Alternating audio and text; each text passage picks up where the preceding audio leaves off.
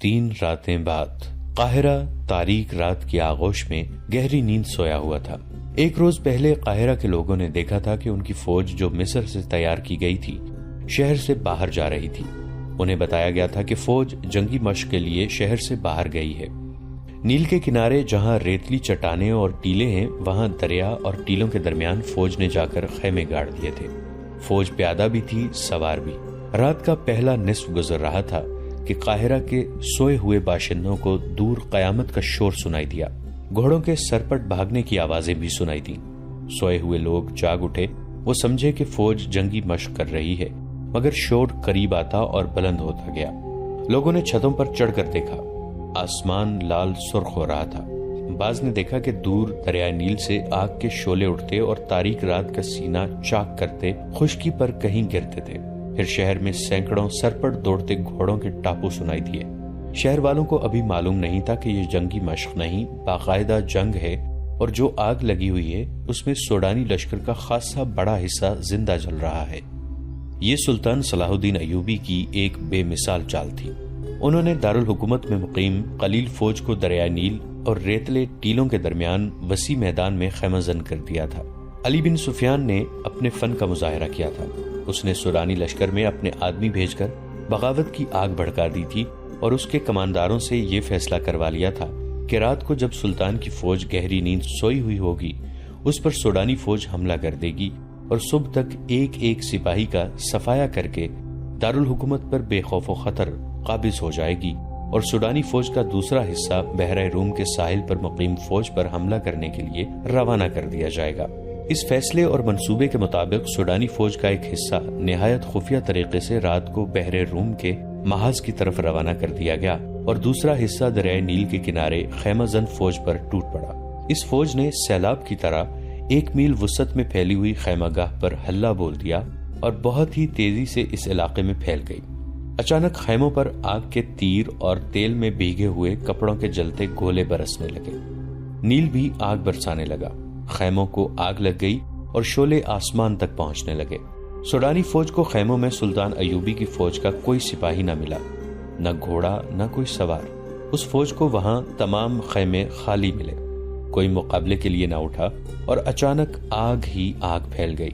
انہیں معلوم نہ تھا کہ سلطان ایوبی نے رات کے پچھلے پہر خیموں سے اپنے فوجی نکال کر ریتلے ٹیلوں کے پیچھے چھپا دیے تھے اور خیموں میں خشک گھاس کے ڈھیر لگوا دیے تھے۔ خیموں پر اور اندر بھی تیل چھڑک دیا گیا تھا۔ اس نے کشتیوں میں چھوٹی منجنیقیں رکھوا کر شام کے بعد ضرورت کی جگہ بھجوا دی تھی۔ چوں ہی سوڈانی فوج خیمہ گاہ میں آئی، سلطان کی چھپی ہوئی فوج نے آگ والے تیر اور نیل سے کشتیوں میں رکھی ہوئی منجنیقوں نے آگ کے گولے پھینکنے شروع کر دیے۔ خیموں کو آگ لگی تو گھاس اور تیل نے وہاں دوزخ کا منظر بنا دیا۔ سوڈانیوں کے گھوڑے اپنے پیادہ سپاہیوں کو روندنے لگے۔ سپاہیوں کے لیے آگ سے نکلنا ناممکن ہو گیا۔ چیخوں نے آسمان کا جگر چاک کر دیا۔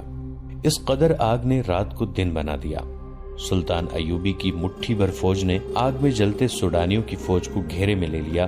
جو آگ سے بچ کر نکلنا چاہتے تھے وہ تیروں کا نشانہ بن جاتے۔ جو فوج بچ گئی وہ بھاگ نکلی۔ ادھر سوڈانیوں کی جو فوج محاذ کی طرف سلطان کی فوج پر حملہ کرنے جا رہی تھی اس کا بھی صلاح الدین ایوبی نے انتظام کر رکھا تھا۔ چند ایک دستے گھات لگائے بیٹھے تھے۔ ان دستوں نے اس فوج کے پچھلے حصے پر حملہ کر کے ساری فوج میں بھگدڑ مچا دی۔ یہ دستے ایک حملے میں جو نقصان کر سکتے تھے کر کے اندھیرے میں غائب ہو گئے۔ سوڈانی فوج سنبھل کر چلی تو پچھلے حصے پر ایک اور حملہ ہوا۔ یہ برق رفتار سوار تھے جو حملہ کر کے غائب ہو گئے۔ صبح تک اس فوج کے پچھلے حصے پر 3 حملے ہوئے۔ سوڈانی سپاہی اسی سے بد دل ہو گئے۔ انہیں مقابلہ کرنے کا تو موقع ہی نہیں ملتا تھا۔ دن کے وقت کمانداروں نے بڑی مشکل سے فوج کا حوصلہ بحال کیا، مگر رات کو کوچ کے دوران ان کا پھر وہی حشر ہوا۔ دوسری رات تاریکی میں ان پر تیر بھی برسے۔ انہیں اندھیرے میں گھوڑے دوڑنے کی آوازیں سنائی دیتی تھیں جو ان کی فوج کے عقب میں کشت و خون کرتی دور چلی جاتی تھی۔ 3-4 یورپی مورخوں نے، جن میں لین پول اور ولیم خاص طور پر قابل ذکر ہیں، لکھا ہے کہ دشمن کی کثیر نفری پر رات کے وقت چند ایک سواروں سے عقبی حصے پر شب خون مارنا اور غائب ہو جانا سلطان ایوبی کی ایسی جنگی چال تھی جس نے آگے چل کر صلیبیوں کو بہت نقصان پہنچایا۔ اس طرح سلطان ایوبی دشمن کی پیش قدمی کی رفتار کو بہت سست کر دیتے تھے اور دشمن کو مجبور کر دیتے کہ وہ ان کی پسند کے میدان میں لڑے جہاں سلطان ایوبی نے جنگ کا پانسا پلٹنے کا انتظام رکھا ہوتا تھا۔ ان مورخین نے سلطان ایوبی کے ان جانباز سواروں کی جرت اور برق رفتاری کی بہت تعریف کی ہے۔ آج کے جنگی مبصر جن کی نظر جنگوں کی تاریخ پر ہے، رائے دیتے ہیں کہ آج کے کمانڈو اور گوریلا آپریشن کا موجد صلاح الدین ایوبی ہے۔ وہ اس طریقہ جنگ سے دشمن کے منصوبے درہم برہم کر دیا کرتے تھے۔ سوڈانیوں پر انہوں نے یہی طریقہ آزمایا اور صرف 2 راتوں کے بار بار کے شبخون سے انہوں نے سوڈانی سپاہیوں کا لڑنے کا جذبہ ختم کر دیا۔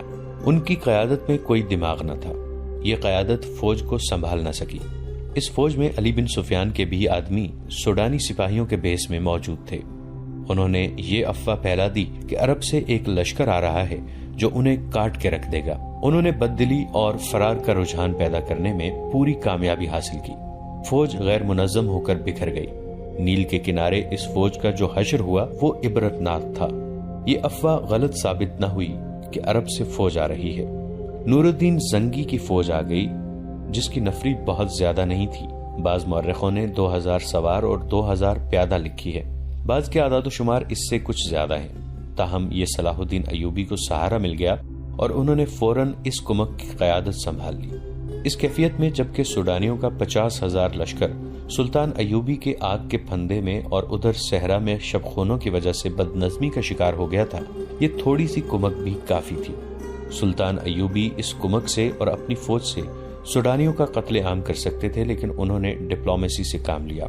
سوڈانی کمان کے کمانداروں کو پکڑا اور انہیں ذہن نشین کرایا کہ ان کے لیے تباہی کے سوا کچھ نہیں رہا، لیکن وہ انہیں تباہ نہیں کرے گا۔ کمانداروں نے اپنا حشر دیکھ لیا تھا، وہ اب سلطان کے عتاب اور سزا سے خائف تھے، لیکن سلطان نے انہیں بخش دیا اور سزا دینے کی بجائے سوڈانیوں کی بچی کچی فوج کو سپاہیوں سے کاشتکاروں میں بدل دیا۔ انہیں زمینیں دیں اور کھیتی باڑی میں انہیں سرکاری طور پر مدد دی اور پھر انہیں یہ اجازت بھی دی کہ ان میں سے جو لوگ فوج میں بھرتی ہونا چاہیں ہو سکتے ہیں۔ سوڈانیوں کو یوں دانش مندی سے ٹھکانے لگا کر صلاح الدین ایوبی نے نور الدین زنگی کی بھیجی ہوئی فوج اور اپنی فوج کو یکجا کر کے اس میں وفادار سوڈانیوں کو بھی شامل کر کے ایک فوج منظم کی اور صلیبیوں پر حملے کے منصوبے بنانے لگے۔ انہوں نے علی بن سفیان سے کہا کہ وہ اپنے جاسوسوں اور شب خون مارنے والے جانبازوں کے دستے فوراً تیار کریں۔ ادھر صلیبیوں نے بھی جاسوسی اور تخریب کاری کا انتظام مستحکم کرنا شروع کر دیا۔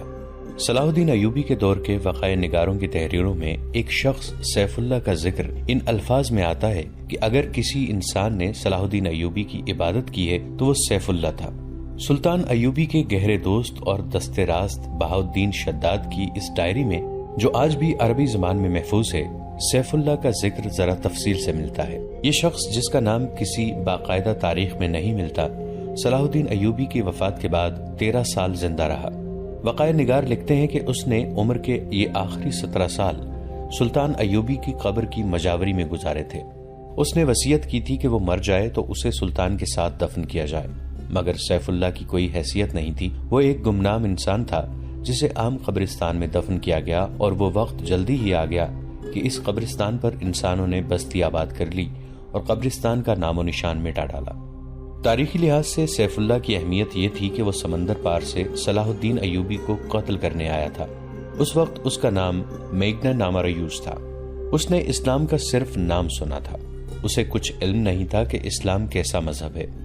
صلیبیوں کے پروپیگنڈے کے مطابق اسے یقین تھا کہ اسلام ایک قابل نفرت مذہب اور مسلمان ایک قابل نفرت فرقہ ہے جو عورتوں کا شیدائی اور انسانی گوشت کھانے کا عادی ہے۔ لہٰذا میگنا نامریوس جب کبھی مسلمان کا لفظ سنتا تھا تو وہ نفرت سے تھوک دیا کرتا تھا۔ وہ بے مثال جرت کا مظاہرہ کرتے ہوئے جب صلاح الدین ایوبی تک پہنچا تو میگنا نامریوس قتل ہو گیا اور اس کے مردہ وجود سے سیف اللہ نے جنم لیا۔ تاریخ میں ایسے حکمرانوں کی کمی نہیں جنہیں قتل کیا گیا یا جن پر قاتلانہ حملے ہوئے، لیکن سلطان صلاح الدین ایوبی رحمۃ اللہ علیہ تاریخ کی ان معدود چند شخصیتوں میں سے ہیں جنہیں قتل کرنے کی کوششیں دشمنوں نے بھی کیں اور اپنوں نے بھی، بلکہ اپنوں نے انہیں قتل کرنے کی غیروں سے زیادہ سازشیں کی۔ یہ امر افسوسناک ہے کہ سلطان ایوبی کی داستان ایمان افروز کے ساتھ ساتھ ایمان فروشوں کی کہانی بھی چلتی ہے۔ اس لیے صلاح الدین ایوبی نے بارہا کہا تھا تاریخ اسلام وہ وقت جلدی دیکھے گی جب مسلمان رہیں گے تو مسلمان ہی، لیکن اپنا ایمان بیچ ڈالیں گے اور صلیبی ان پر حکومت کریں گے۔ آج ہم وہ وقت دیکھ رہے ہیں۔ سیف اللہ کی کہانی اس وقت سے شروع ہوتی ہے جب سلطان ایوبی رحمۃ اللہ علیہ نے صلیبیوں کا متحدہ بیڑا بحر روم میں نظر آب و آتش کیا تھا۔ ان کے کچھ بحری جہاز بچ کر نکل گئے تھے۔ سلطان ایوبی بحر روم کے ساحل پر اپنی فوج کے ساتھ موجود رہے اور سمندر میں سے زندہ نکلنے والے صلیبیوں کو گرفتار کرتے رہے۔ ان میں 7 لڑکیاں بھی تھیں جن کا تفصیلی ذکر ہم پہلے کر چکے ہیں۔ مصر میں سلطان کی سوڈانی سپاہ نے بغاوت کر دی جسے سلطان نے دبا لیا۔ انہیں سلطان زنگی کی بھیجی ہوئی کمک بھی مل گئی۔ اب وہ صلیبیوں کے عزائم کو ختم کرنے کے منصوبے بنانے لگے۔ بحر روم کے پار روم شہر کے مضافات میں صلیبی سربراہوں کی کانفرنس ہو رہی تھی۔ ان میں شاہ اوگسٹس تھا، شاہ ریمانڈ اور شہنشاہ لوئی ہفتم کا بھائی رابرٹ بھی۔ اس کانفرنس میں سب سے زیادہ قہر و غضب میں آیا ہوا ایک شخص تھا جس کا نام ایملرک تھا۔ وہ صلیبیوں کے اس متحدہ بیڑے کا کمانڈر تھا جو مصر پر فوج کشی کے لیے گیا تھا، مگر صلاح الدین ایوبی ان پر ناگہانی آفت کی طرح ٹوٹ پڑے اور اس بیڑے کے ایک بھی سپاہی کو مصر کے ساحل پر قدم نہ رکھنے دیا۔ مصر کے ساحل پر جو صلیبی پہنچے وہ سلطان ایوبی کے ہاتھ میں جنگی قیدی تھے۔ صلیبیوں کی کانفرنس میں ایملرک کے ہونٹ کانپ رہے تھے۔ اس کا بیڑا غرق ہوئے 15 دن گزر گئے تھے۔ وہ 15ویں دن اٹلی کے ساحل پر پہنچا تھا۔ سلطان ایوبی کے آتشین تیر اندازوں نے اس کے جہاز کے بادبان اور مستول جلا ڈالے تھے۔ یہ تو اس کی خوش قسمتی تھی کہ اس کے ملاحوں اور سپاہیوں نے آگ پر قابو پا لیا تھا اور وہ جہاز کو بچا لے گئے تھے، مگر بادبانوں کے بغیر جہاز سمندر پر ڈولتا رہا۔ پھر طوفان آ گیا، اس کے بچنے کی کوئی صورت نہیں رہی تھی۔ بہت سے بچے کچھ جہاز اور کشتیاں اس طوفان میں غرق ہو گئی تھیں۔ یہ ایک معجزہ تھا کہ ایملرک کا جہاز ڈولتا بھٹکتا ڈوب ڈوب کر ابھرتا اٹلی کے ساحل سے جا لگا تھا۔ اس میں اس کے ملاحوں کا بھی کمال شامل تھا۔ انہوں نے چپوں کے زور پر جہاز کو قابو میں رکھا تھا۔ ساحل پر پہنچتے ہی اس نے تمام ملاحوں اور سپاہیوں کو بے دریغ انعام دیا۔ صلیبی سربراہ وہیں اس کے منتظر تھے۔ وہ اس پر غور کرنا چاہتے تھے کہ انہیں دھوکہ کس نے دیا ہے۔ ظاہر ہے کہ شک سوڈانی سالار اور ناجی پر ہی ہو سکتا تھا۔ اس کے خط کے مطابق انہوں نے حملے کے لیے بیڑا روانہ کیا تھا، مگر ان کے ساتھ ناجی کا تحریری رابطہ پہلے بھی موجود تھا۔ انہوں نے ناجی کی اس خط کی تحریر پہلے 2 خطوں سے ملائی تو انہیں شک ہوا کہ یہ کوئی گڑبڑ ہے۔ انہوں نے قاہرہ میں جاسوس بھیج رکھے تھے، مگر ان کی طرف سے بھی کوئی اطلاع نہیں ملی تھی۔ انہیں یہ بتانے والا کوئی نہیں تھا کہ سلطان صلاح الدین ایوبی نے ناجی اور اس کے سازشی سالاروں کو خفیہ طریقے سے مروا دیا اور رات کی تاریکی میں گمنام قبروں میں دفن کر دیا تھا، اور صلیبی سربراہوں اور بادشاہوں کے وہم و گمان میں بھی یہ بات نہیں آ سکتی تھی کہ جس خط پر انہوں نے بیڑا روانہ کیا تھا وہ خط ناجی کا ہی تھا، مگر حملے کی تاریخ سلطان ایوبی نے تبدیل کر کے لکھی تھی۔ جاسوسوں کو ایسی معلومات کہیں سے بھی نہیں مل سکتی تھی۔ یہ کانفرنس کسی نتیجے پر نہ پہنچ سکی۔ ایملرک کے منہ سے بات تک نہیں نکلتی تھی۔ وہ شکست خوردہ تھا، غصے میں بھی تھا اور تھکا ہوا بھی تھا۔ کانفرنس اگلے روز کے لیے ملتوی کر دی گئی۔ رات کے وقت یہ تمام سربراہ شکست کا غم شراب میں ڈبو رہے تھے۔ ایک آدمی اس محفل میں آیا، اسے صرف ریمانڈ جانتا تھا۔ وہ ریمانڈ کا قابل اعتماد جاسوس تھا۔ وہ حملے کی شام مصر کے ساحل پر اترا تھا۔ اس سے تھوڑی ہی دیر بعد صلیبیوں کا بیڑا آیا اور اس نے آنکھوں کے سامنے یہ بیڑا سلطان ایوبی کی قلیل فوج کے ہاتھوں تباہ ہوتا دیکھا تھا۔ یہ جاسوس مصر کے ساحل پر رہا اور اس نے بہت سی معلومات مہیا کر لی تھی۔ ریمانڈ نے اس کا تعارف کرایا تو سب اس کے گرد جمع ہو گئے۔ اس جاسوس کو معلوم تھا کہ صلیبی سربراہوں نے سلطان ایوبی کو قتل کرانے کے لیے رابن نام کا ایک ماہر جاسوس سمندر پار بھیجا تھا، اور اس کی مدد کے لیے 5 آدمی اور 7 جوان اور خوبصورت لڑکیاں بھیجی گئی تھیں۔ اس جاسوس نے بتایا کہ رابن زخمیوں کے ساتھ زخمی ہونے کا بہانہ کر کے صلاح الدین ایوبی کے کیمپ میں پہنچ گیا تھا۔ اس کے 5 آدمی تاجروں کے بھیس میں تھے۔ ان میں کرسٹوفر نام کے ایک آدمی نے ایوبی پر تیر چلایا، مگر تیر خطا گیا۔ 5 آدمی پکڑے گئے اور 7 لڑکیاں بھی پکڑی گئیں۔ انہوں نے کہانی تو اچھی گھڑ لی تھی۔ سلطان ایوبی نے لڑکیوں کو پناہ میں لے لیا اور 5 آدمیوں کو چھوڑ دیا، مگر ایوبی کا ایک ماہر سراغ رساں جس کا نام علی بن سفیان ہے اچانک آ گیا اور اس نے سب کو گرفتار کر لیا اور 5 میں سے ایک آدمی کو سب کے سامنے قتل کرا کے دوسروں سے اقبال جرم کروا لیا۔ جاسوس نے کہا، میں نے اپنے متعلق بتایا تھا کہ میں ڈاکٹر ہوں، اس لیے سلطان نے مجھے زخمیوں کی مرہم پٹی کی ڈیوٹی دے رکھی تھی۔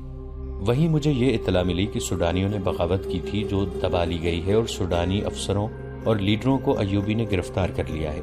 رابن 4 آدمی اور 6 لڑکیاں ایوبی کی قید میں ہیں، لیکن ابھی تک ساحل پر ہیں۔ 7ویں لڑکی جو سب سے زیادہ ہوشیار ہے لاپتہ ہے۔ اس کا نام موبیتا ارتلاس ہے، موبی کہلاتی ہے۔ ایوب بھی کیمپ میں نہیں ہے اور اس کا سراغ رساں علی بن سفیان بھی وہاں نہیں ہے۔ میں بڑی مشکل سے نکل کر آیا ہوں۔ بڑی زیادہ اجرت پر تیز رفتار کشتی مل گئی تھی۔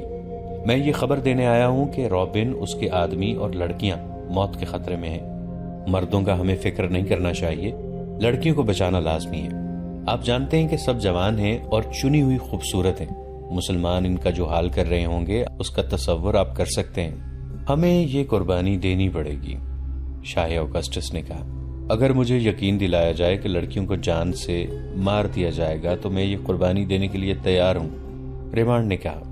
مگر ایسا نہیں ہوگا کہ مسلمان ان کے ساتھ وحشیوں کا سلوک کر رہے ہوں گے۔ لڑکیاں ہم پر لعنت بھیج رہی ہوں گی، میں انہیں بچانے کی کوشش کروں گا۔ یہ بھی ہو سکتا ہے، رابرٹ نے کہا، کہ مسلمان ان لڑکیوں کے ساتھ اچھا سلوک کر کے ہمارے خلاف جاسوسی کے لیے استعمال کرنے لگیں۔ بہرحال ہمارا یہ فرض ہے کہ انہیں قید سے آزاد کریں۔ میں اس کے لیے اپنا آدھا خزانہ خرچ کرنے کے لیے تیار ہوں۔ یہ لڑکیاں صرف اس لیے قیمتی نہیں کہ یہ لڑکیاں ہیں، جاسوس نے کہا، وہ دراصل تربیت یافتہ ہیں۔ اتنے خطرناک کام کے لیے ایسی لڑکیاں ملتی کہاں ہیں؟ آپ کسی جوان لڑکی کو ایسے کام کے لیے تیار نہیں کر سکتے کہ وہ دشمن کے پاس جا کر اپنا آپ دشمن کے حوالے کر دے، دشمن کی عیاشی کا ذریعہ بنے اور جاسوسی اور تخریب کاری کرے۔ اس کام میں عزت تو سب سے پہلے دینی پڑتی ہے، اور یہ خطرہ تو ہر وقت لگا رہتا ہے کہ جو ہی دشمن کو پتہ چلے گا کہ یہ لڑکی جاسوس ہے تو اسے اذیتیں دی جائیں گی، پھر اسے جان سے مار دیا جائے گا۔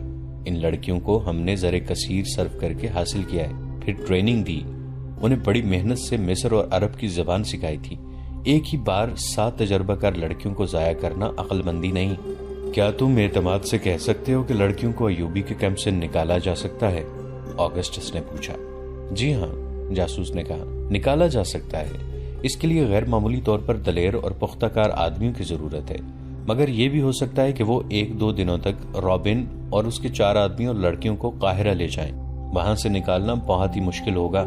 اگر ہم وقت ضائع نہ کریں تو ہم انہیں کیمپ میں ہی جا ملیں گے۔ آپ مجھے 20 آدمی دے دیں، میں ان کی رہنمائی کروں گا، لیکن آدمی ایسے ہوں جو جان پر کھیلنا جانتے ہوں۔ ہمیں ہر قیمت پر ان لڑکیوں کو واپس لانا ہے، ایمرک نے گرج کر کہا۔ اس پر بحیرہ روم میں جو بیتی تھی وہ اس کا انتقام لینے کو پاگل ہوا جا رہا تھا۔ وہ صلیبیوں کے متحدہ بیڑے اور اس بیڑے میں سوار لشکر کا سپریم کمانڈر بن کر اس امید پر گیا تھا کہ مصر کی فتح کا سہرا اس کے سر بندھے گا، مگر صلاح الدین ایوبی نے اسے مصر کے ساحل کے قریب بھی نہ جانے دیا۔ وہ جلتے ہوئے جہاز میں زندہ جل جانے سے بچا تو طوفان نے گھیر لیا۔ اب بات کرتے اس کے ہونٹ کانپتے تھے اور وہ زیادہ تر باتیں میز پر مکے مار کر یا اپنی ران پر زور زور سے ہاتھ مار کر اپنے جذبات کا اظہار کرتا تھا۔ اس نے کہا، میں لڑکیوں کو بھی لاؤں گا اور صلاح الدین کو بھی قتل کرا دوں گا۔